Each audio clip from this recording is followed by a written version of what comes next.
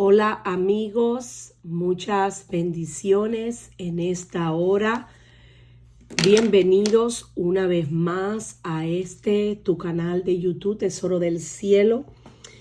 Gracias nuevamente por conectarte. Hoy estaremos estudiando el Salmo número 17 y es un salmo que contiene unos 15 versículos, por lo que les invito que si no han tomado su Biblia, pues que la busquen. Estaremos estudiando la Reina Valera, que es la versión que por lo general uso para llevar la palabra. Y bueno, sin más preámbulo, quería comenzar diciéndoles que este salmo, el número 17, es también un salmo de David, un salmo que simplemente es una oración, una súplica.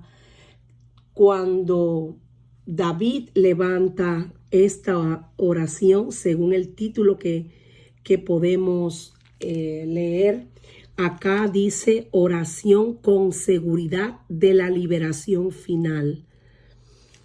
Y en otra versión sencillamente dice oración de David. Es un salmo que David levanta a Dios pidiendo la protección contra los opresores.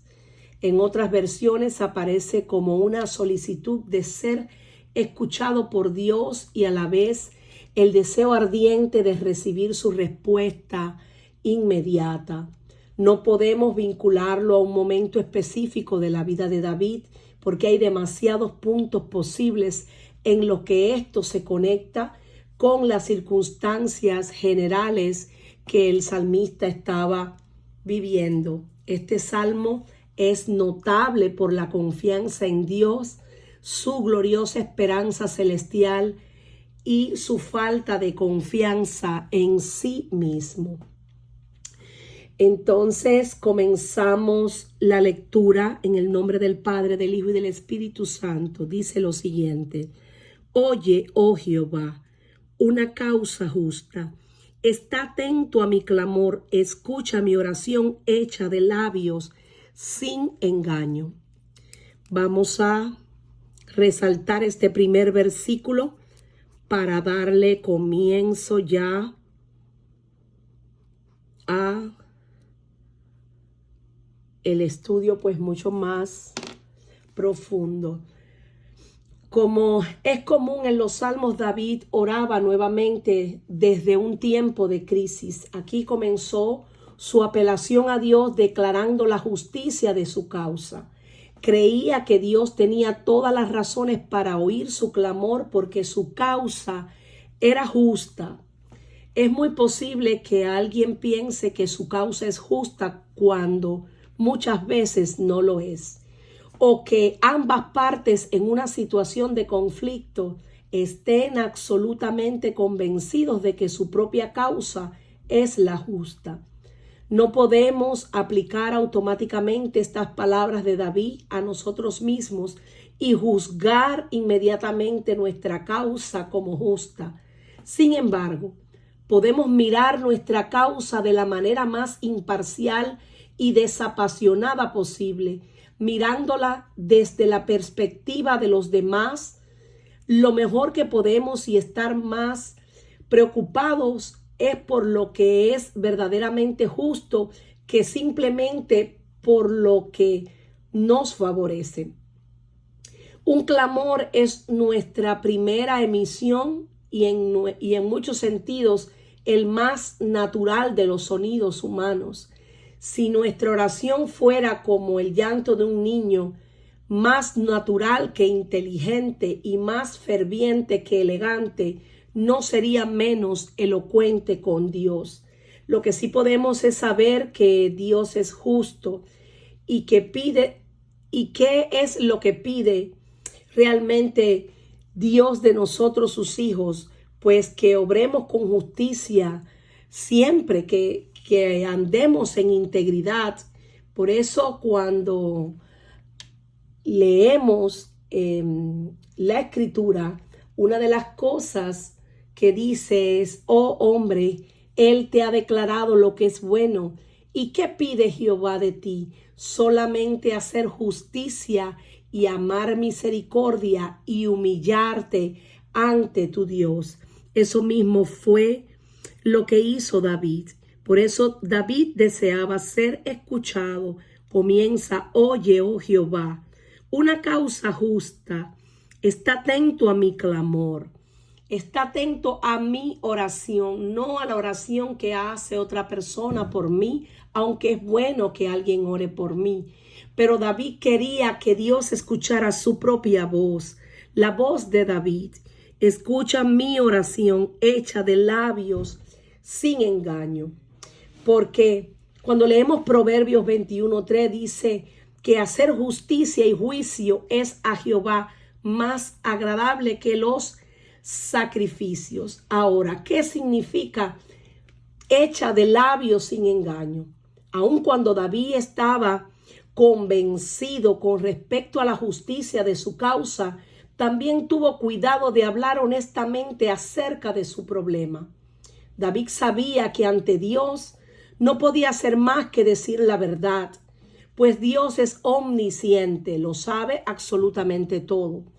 Ya en estudios anteriores conocimos que Dios escudriña la mente y el corazón. Él sabe todo acerca de los hombres, pues realmente fue Él quien nos creó. Por eso, ante Él somos como un libro abierto. Nosotros sabemos que Dios conoce nuestro pasado, nuestro presente, pero también nuestro futuro. Y en Hebreos 4:13, lo pueden buscar después, dice lo siguiente. Hebreos 4:13. Y no hay cosa creada que no sea manifiesta en su presencia. Antes bien, todas las cosas están desnudas y abiertas a los ojos de aquel a quien tenemos que dar cuenta. David conocía bien que a Dios nadie le puede mentir. Dios no puede ser burlado. Todo lo que el hombre sembrare, segará. Por eso en los Salmos 139, 23, 24, David oró: examíname, oh Dios, y conoce mi corazón, pruébame y conoce mis pensamientos, y ve si hay en mí camino de perversidad, y guíame en el camino eterno.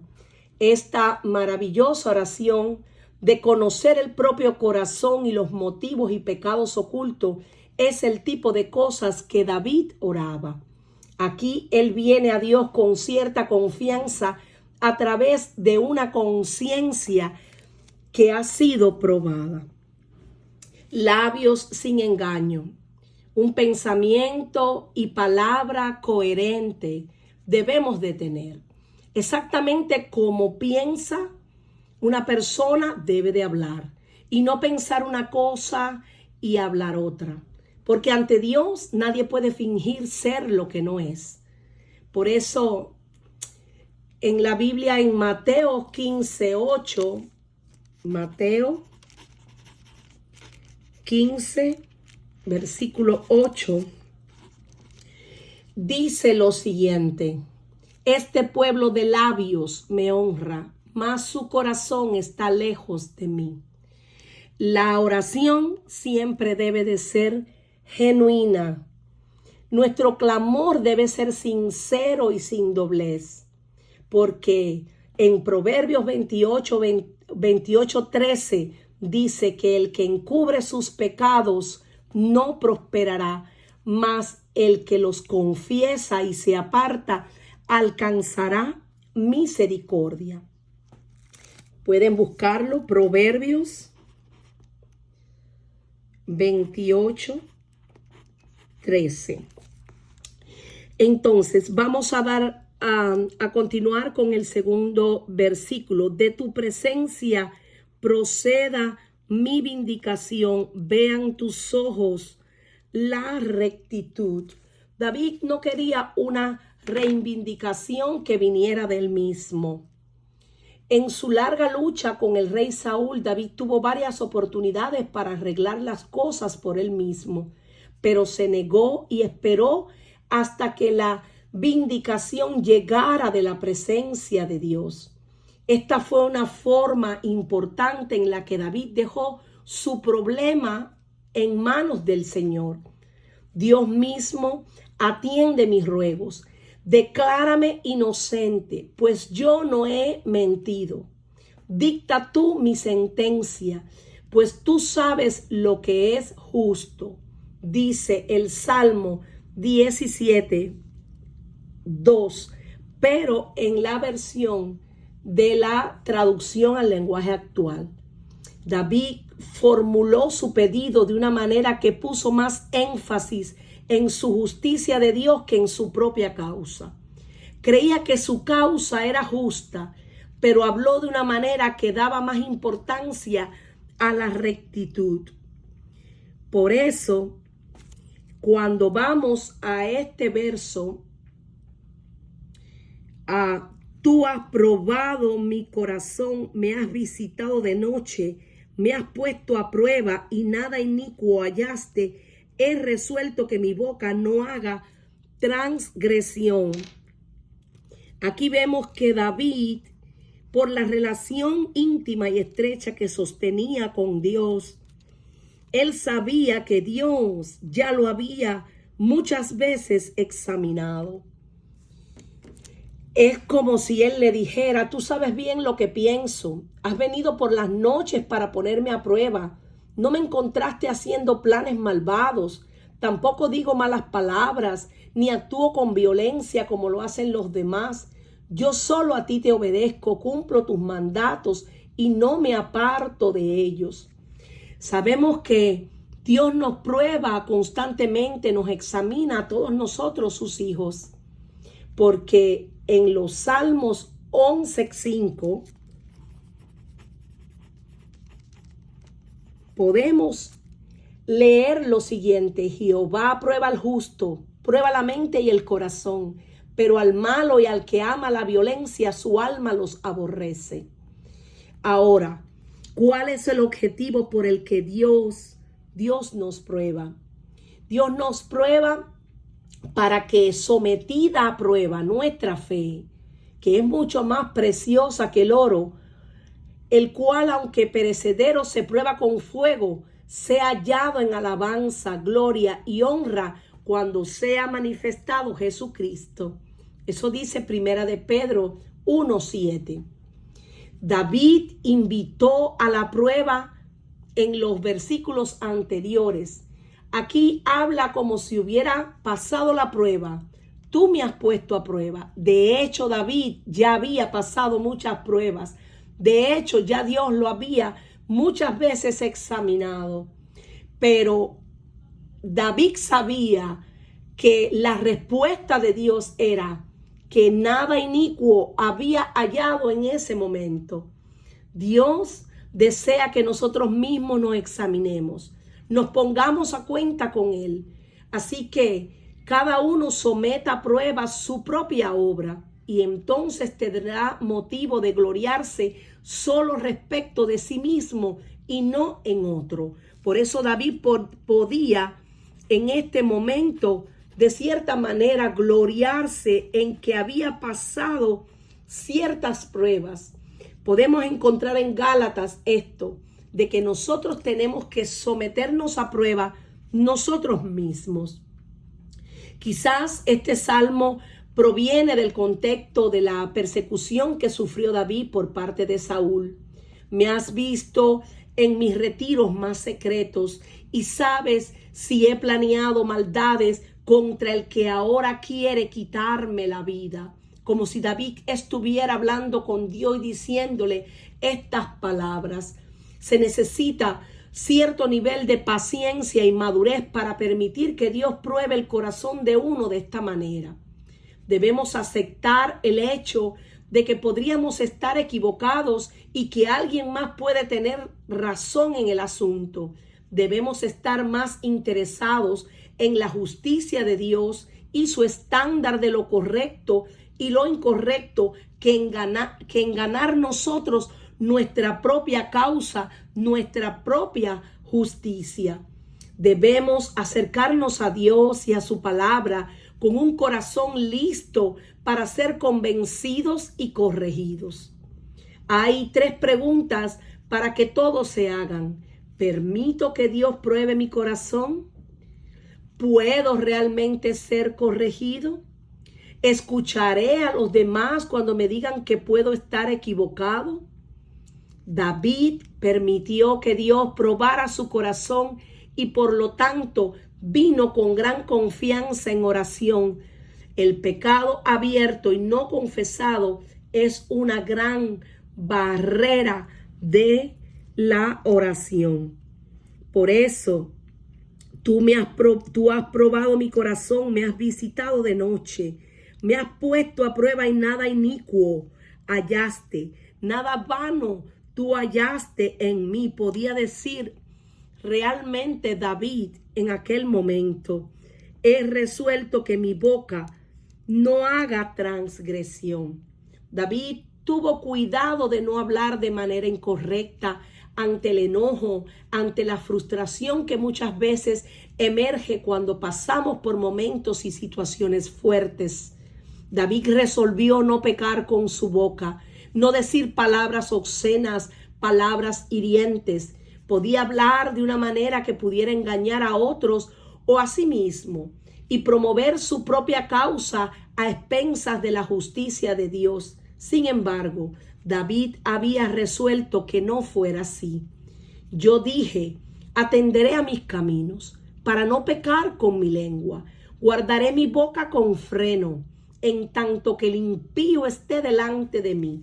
Eso lo podemos encontrar en Salmos 39:1 y también en Salmo 39:2. Dice: enmudecí con silencio, me callé aún respecto de lo bueno, y se agravó mi dolor. Esas fueron las palabras de David, que cuando se encontraba en presencia de los impíos, él procuraba pues hablar de tal manera que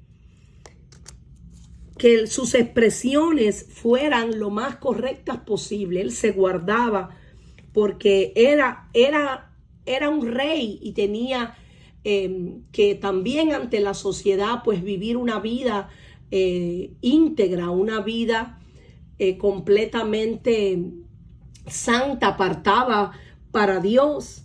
Él tenía prácticamente todos los ojos, se pueden decir, sobre él, porque era una persona pública. Todo el mundo lo conocía en ese tiempo. David estaba resuelto a obedecer a Dios, a guardar su palabra, a vivir una vida tan íntegra, distante de la senda de los violentos, de gente iracunda. David aprendió y mostró esta lección una y otra vez durante su larga crisis con el rey Saúl. David tuvo que protegerse a sí mismo, a su familia, a sus hombres de Saúl, sin convertirse él mismo en un destructor violento y egoísta como lo era Saúl. A pesar de que Saúl lo perseguía para matarlo, David nunca le pagó el mal que Saúl le hizo. David no guardaba rencor ni era vengativo, tampoco deseaba contaminarse, teniendo la misma actitud de la gente malvada, malagradecida y pecadora. Por eso vamos a analizar en cuanto a las obras humanas. Por la palabra de tus labios yo me he guardado de la senda de los violentos. Él se había guardado de andar con gente violenta, de andar con personas que le hicieran pecar contra Dios. Y esto me hace acordar el Salmo 1 que dice: bienaventurado el varón que no anduvo en consejo de malos, ni en silla de pecadores se ha sentado, ni en camino de escarnecedores ha andado, sino que en la ley de Jehová está su delicia, y en su ley medita de día y de noche. Este hermoso salmo que dice que será como un árbol plantado junto a la corriente de las aguas, que da su fruto a su tiempo y su hoja no cae. David quería guardarse por la palabra de los labios de Dios, de esas obras infructuosas, de las tinieblas, de esas obras, malas obras humanas también. Por eso en el versículo 5 dice: sustenta mis pasos en tus caminos para que mis pies no resbalen. David sentía que estaba en peligro de caer y resbalar en el desastre. Necesitaba que Dios mantuviera sus pasos para que sus pies no resbalasen. La palabra de Dios nos da dirección, pero la gracia de Dios debe capacitarnos para seguir esa dirección. Y esa gracia debe obtenerse por medio de la intimidad, cuando mantenemos una comunión íntima y constante con el Espíritu de Dios. Por eso David le pedía a Dios: sustenta mis pasos en tus caminos. Y cuando analizamos esta palabra, en tus caminos, es decir, que enderezara sus pasos en los caminos de Dios, porque él no quería andar por su propio camino. La tranquilidad de David era saber que él podía confiar plenamente en Dios y pedirle a Dios esa protección, y que Dios se la daría. Ciertamente, cuando analizamos el versículo número 6, dice: yo te he invocado por cuanto tú me oirás, oh Dios, inclina a mí tu oído, escucha mi palabra. David quería no solamente orar, sino también que Dios le respondiera. Él sabía que de la única manera que él podía andar en rectitud era cuando Dios le contestara, cuando Dios le dijera, le mostrara qué hacer ante la situación que estuviera atravesando. Por eso él le pedía: inclina a mí tu oído, es decir, escúchame, escucha lo que oro, pero también respóndeme. Yo sé, Señor, que tú me oirás. Por eso decía: yo sé que tú me oirás. Si yo te invoco, tú me vas a escuchar, porque ciertamente Dios, eso es lo que desea, que nosotros, sus hijos, mantengamos una comunión íntima y estrecha con Él.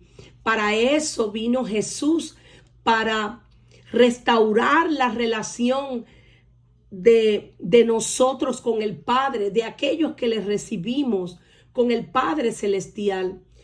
Ese es el mayor deseo de Dios, que nosotros tengamos una comunión íntima, estrecha con Él, una relación maravillosa de un Padre bueno como es Él con nosotros, sus hijos. Muestra tus maravillosas misericordias, tú que salvas a los que se refugian a tu diestra, de los que se levantan contra ellos. David suplicaba a Dios que mostrara esa misericordia. Dios, sabemos que es lento para la ira, grande en misericordia, y que sus misericordias se renuevan cada mañana. Por eso le decía, muestra tus maravillosas misericordias. Guárdame como a la niña de tus ojos, escóndeme bajo la sombra de tus alas. ¿Y por qué David quería que Dios lo guardara como a la niña de sus ojos, que lo escondiera bajo la sombra de sus alas, de aquellos que se levantaban contra él? Porque era de la única manera que él iba a poder estar completamente seguro. Esta frase, guárdame como a la niña de tus ojos, sabemos que la niña de los ojos se usa para describir algo precioso que se lastima fácilmente y que exige protección. David quería ser guardado por Dios como si fuera algo valioso e incluso frágil. De hecho, somos precioso tesoro, somos guardados por Dios como a la niña de sus ojos, porque para Dios somos de gran estima. Por eso no hay ninguna parte del cuerpo que sea más preciosa, más tierna y más cuidada que el ojo. No hay porción más peculiarmente protegida que la manzana central, la pupila, o como la llaman en el hebreo, la niña del ojo. El Creador, que es omnisciente, que lo sabe todo, ha colocado el ojo en una posición bien protegida, que está rodeada de huesos que se proyectan, y si lo analizamos, vemos que compara también a la niña de los ojos como Jerusalén, que está rodeada de montañas. Además, su gran autor la ha rodeado de muchas túnicas de cobertura interior. Como sabemos, la niña del ojo, esa tiene una cortina de párpados y también están cerca las pestañas. Además de esto, se le ha dado al hombre un valor tan alto para sus ojos, una aprehensión tan rápida del peligro, que ningún miembro del cuerpo es cuidado más fielmente que este órgano de la vista. Esta figura retórica también se usa en Deuteronomio 32:10. Podemos encontrarla en Proverbios 7:2, en Zacarías 8. Mantenerse como la niña de los ojos significa ser guardado con muchas guardas y protecciones. Vamos a ponerlo por aquí para que puedan después buscar los versículos en Proverbios 7:2, Zacarías 2:8, Deuteronomio 32:10. Ser guardado de las cosas pequeñas, como el polvo, como la arena. Los ojos nosotros los protegemos, siempre los guardamos porque es una membrana sensible, tierna, pero que nos mantiene alerta. Es un órgano maravilloso. Mantenerse despejado y sin obstrucciones, la mirada es algo que constantemente nosotros procuramos. Ser guardado como algo hermoso y eminentemente útil. Por eso, guárdame como a la niña de tus ojos, escóndeme bajo la sombra de tus alas. Esconderse bajo la sombra de las alas de Dios. Esto es otra figura retórica poderosa. La idea es como cuando un ave protege a sus polluelos de los depredadores, de los elementos, de los peligros, cubriendo a sus polluelos debajo de las alas. Esta figura retórica también se usa en 3 salmos. Está en el Salmo 36:7, en el Salmo 57:1, en el 63:7. Jesús usó esta misma imagen de palabras para mostrar su amor y cuidado deseado por Jerusalén.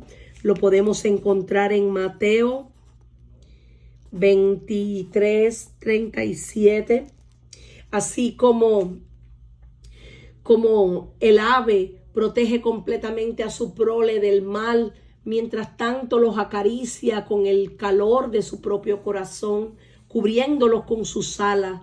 Así queremos que Dios haga con nosotros.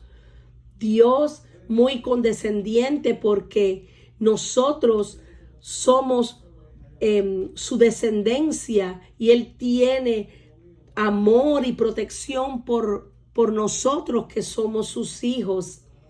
Estas frases son imágenes poderosas del cuidado de Dios por su pueblo.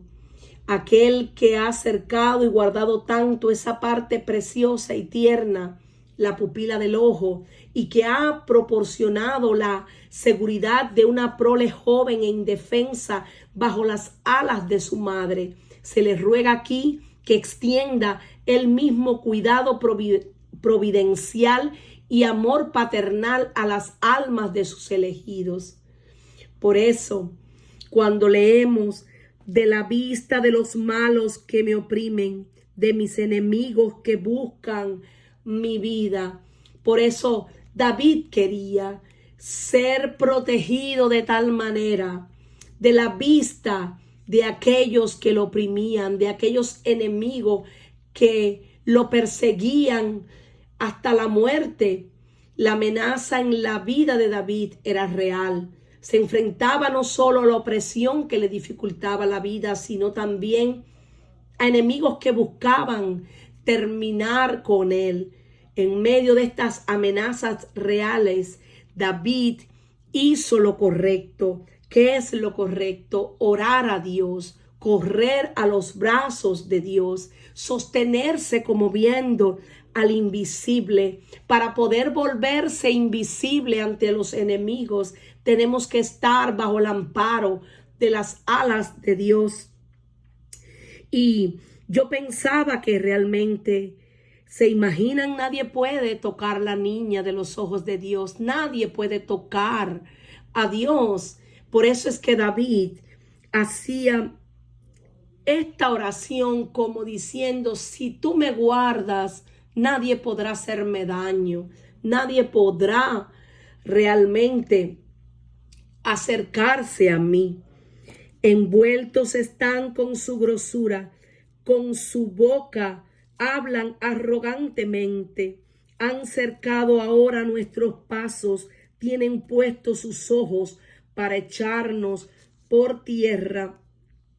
En esta expresión, envueltos están con su grosura, es refiriéndose a que aquellos hombres impíos, hombres malvados, estaban envueltos en su grosura, como si su corazón entenebrecido y su corazón también repleto de la grasa, de la gordura, hiciera que esos corazones fueran insensibles, fueran corazones endurecidos. Por eso dice: con su boca hablan arrogantemente. Aquí David comienza a describir esos enemigos mortales que lo oprimían tanto. Eran gente insensible que hablaban con arrogancia, con orgullo, y se complacían aún de las cosas que tenían. Por eso dice que hablaban con arrogancia.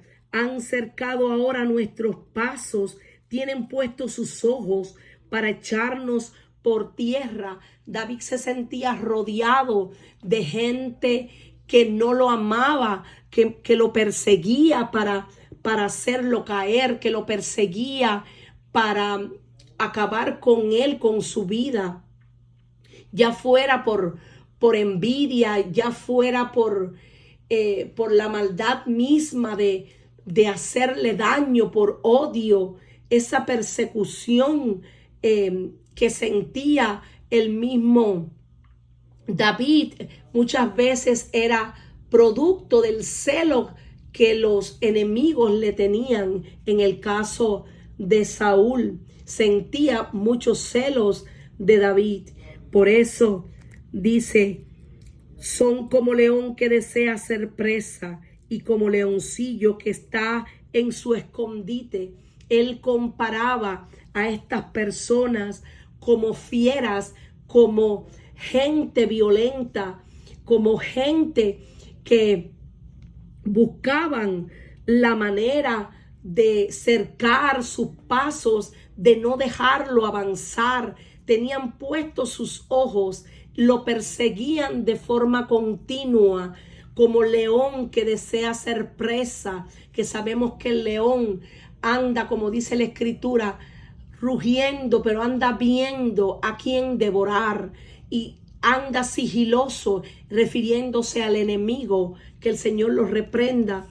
Y sabemos que David describió estas acciones peligrosas, salvajes, como bestias en sus enemigos. Él tenía que pedirle a Dios protección porque esa gente quería destruirlo, como cuando devoran una presa.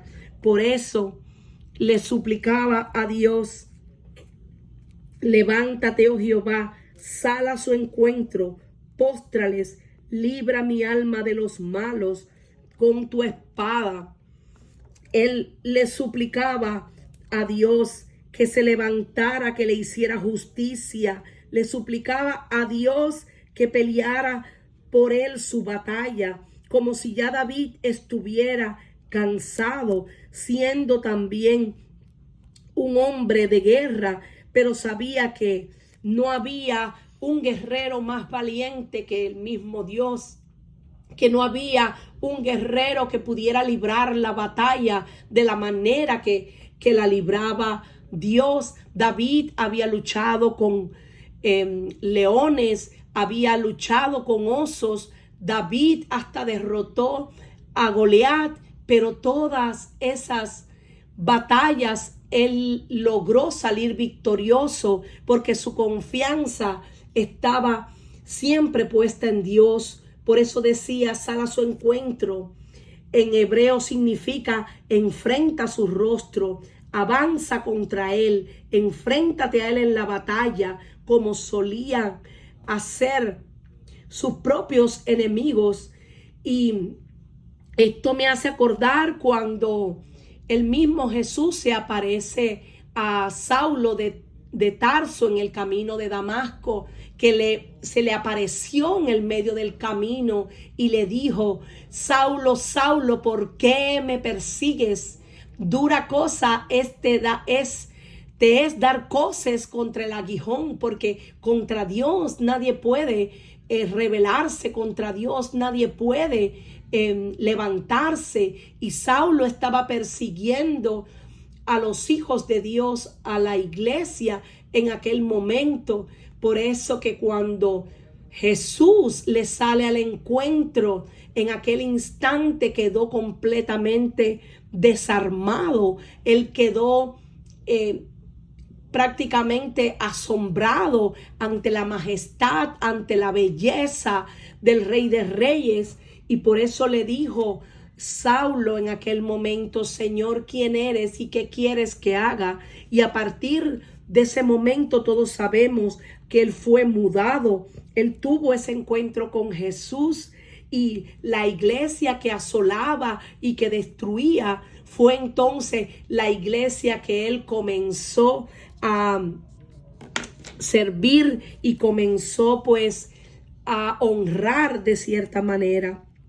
Por eso, cuando leemos este versículo 14, de los hombres con tu mano, oh Jehová, de los hombres mundanos cuya porción la tienen en esta vida y cuyo vientre está lleno de tu tesoro, sacian a sus hijos y aún sobra para sus pequeñuelos.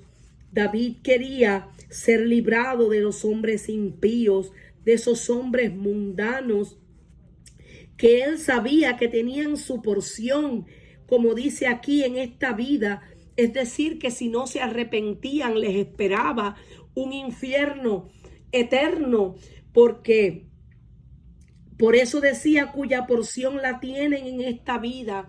Es decir, ellos podían disfrutar de las maravillas, de los beneficios de Dios, porque Dios hace salir su sol para buenos, para malos. Nuestro Dios es generoso, da incluso a sus enemigos lo suficiente para colmarlos. Si no fueran tan irracionales como para no estar nunca satisfechos, se comportarían diferente, porque aún de la cosecha, de todo lo que Dios nos da, sabemos que todos los alimentos nos los da Dios, todo el oxígeno, todo lo que tenemos, lo que vemos y lo que aún ni siquiera podemos ver. Disfrutamos de esta vida porque es Dios el que nos da la vida. Pero David sabía que estos hombres se saciaban y le daban incluso, por eso dice, está lleno tu tesoro, su tesoro, y que saciaban a sus hijos. Pero ¿con qué saciaban a sus hijos? Con el resultado de la cosecha que tal vez ellos mismos buscaban, o tal vez ellos mismos tomaban a las fuerzas de otros, y podían saciar a sus hijos de esos alimentos, beneficiar a sus hijos de alguna manera. Y David quería que aquellas personas de cierta manera supieran de que de Dios nadie podía burlarse. David quería que Dios le hiciera justicia de su adversario. Por eso se puso aquí en contraste con sus enemigos, que miraban solo en esta vida y no en la eternidad.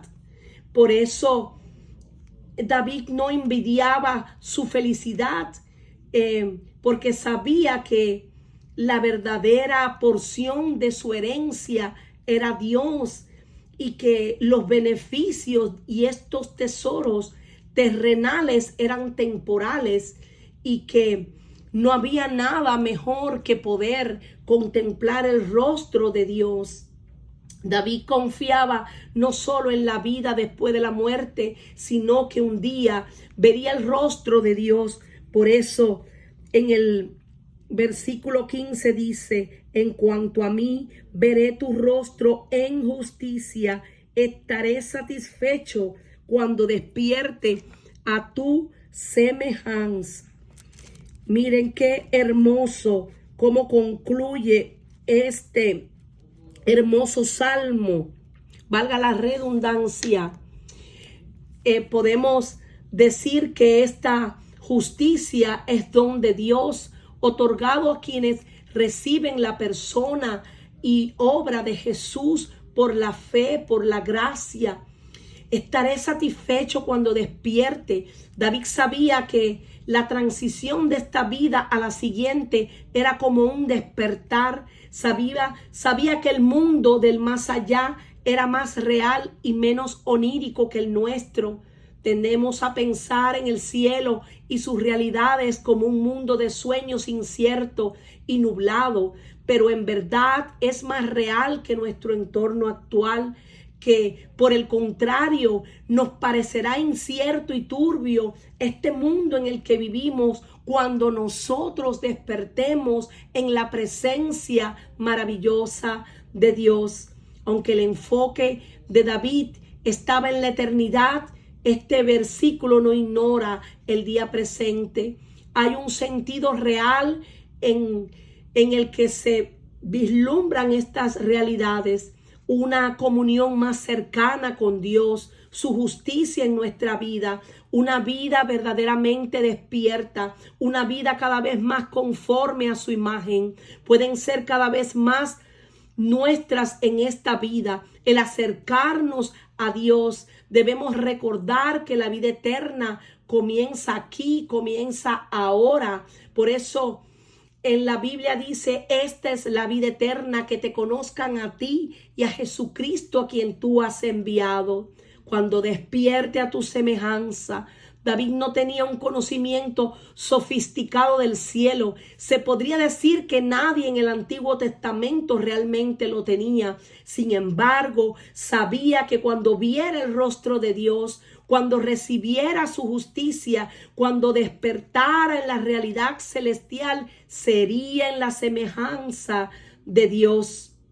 David parecía anticipar lo que Pablo escribiría unos 1000 años después, porque a los que antes conoció también los predestinó para que fuesen hechos conforme a la imagen de su Hijo.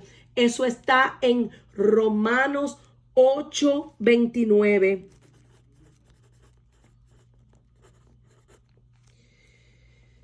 El destino del pueblo de Dios es ser conformado a la imagen de Dios, como se muestra perfectamente en Jesucristo, su Hijo.